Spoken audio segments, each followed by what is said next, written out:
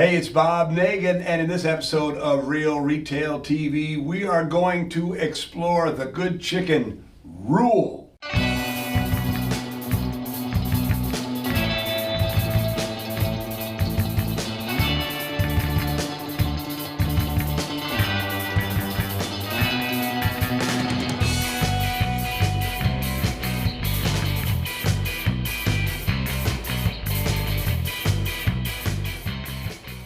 So what is the good chicken rule and how did it ever come to be? Well, the good chicken rule simply states that you do not, and it's a rule, you do not hire anyone who is less than an ideal candidate for your team. Expectations are up. Loyalty is down. You cannot afford to have anybody less than someone who is either great or working towards becoming great. And we'll get into it. Some of you are going, Bob, you don't know my situation yet, but we'll spend a couple seconds here. So, first of all, good chicken. How did it become named good chicken? And so in the Nagan family, we like to cook, and we were trying to teach our boys how to cook. And we were talking about the importance of great ingredients. And the catchphrase became, how do you make good chicken? And the answer is, good chicken. You can have the best recipe in the world, but if you go and you buy cheap, rubbery chickens that were raised in a cage, fed nothing but growth hormones, and it doesn't taste good, it doesn't have good texture, it's just not good chicken. Or you can go to your favorite local farmer who has pasture-raised chickens, and the chickens ate grasshoppers and whatever chickens eat, but you eat that chicken, and that chicken has an entirely different texture and flavor. And so if you want to make a great chicken dish, you have to have good chicken. You can't make a great chicken dish out of lousy chicken. You cannot make a great employee out of somebody who isn't good chicken. How many of you have hired somebody who you know isn't going to work out just because you need a warm body, and then 4 weeks later you're going, wow, what did I do? What did I do? Here's how I used to hire, and let me just see if this sounds familiar to anybody.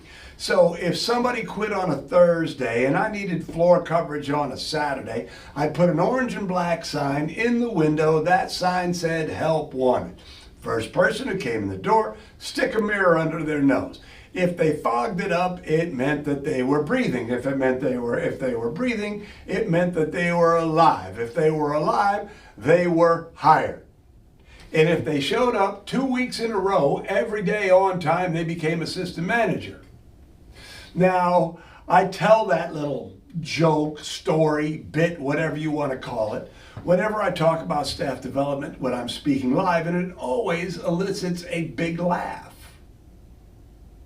Why does it elicit a big laugh? Because there's truth to it. And here's the rule. The rule is good chicken. When you are interviewing somebody, if that person isn't the right person, you don't hire them. You don't say, I need somebody for floor coverage on a Saturday. You wait until you have good chicken. You're never going to build a great team if you keep bringing in people who don't have the potential to be great team members. Now, this is a rule. Let me read the definition of rule here for you. An accepted principle or instruction that states the way things are or should be and tells you what you are allowed or not allowed to do. So the rule is do not hire anybody who is not good chicken. Keep interviewing. This is really, really important.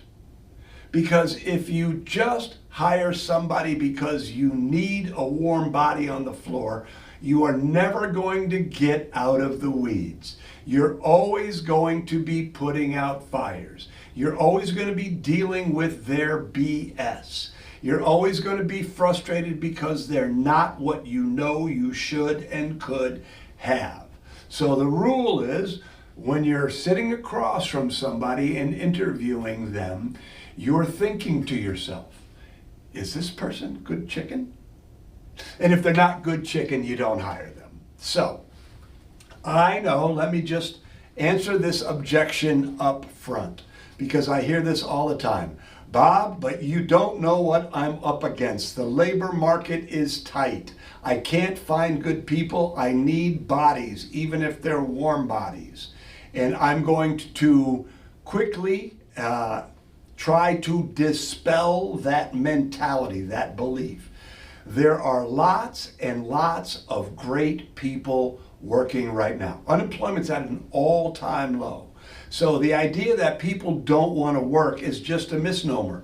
Everybody's working. And there are lots of great people out there. Lots of great retailer workers out there. Lots of great restaurant workers out there who may want to work in retail. And they are out there. They're just not working for you yet. And that's a challenge. The problem, if the problem is you aren't getting good people into interview, choosing whether they're good chicken or not, you need to learn how to become a better recruiter.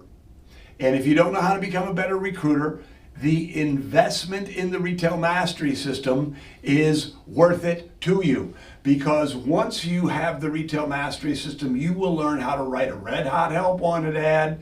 You will learn how to attract good people. You will learn how to interview skillfully, so that you will be able to determine whether that person who is sitting across from you interviewing for that position that you have in your company is good chicken or not. But the rule is, and you don't have to listen to me, but I'm telling you, been there, done that. The rule is good chicken. You don't hire anybody who isn't good chicken, because if you hire somebody who's good chicken, it's not going to work out and you're going to be back to square one in no time at all. So that is the good chicken rule. I would love to hear about your experience finding people, hiring people, good chicken, people who worked out wonderfully, people who didn't work out at all. Put them down below. Love to hear what you have to say. I'm Bob Nagin, and we'll see you next week.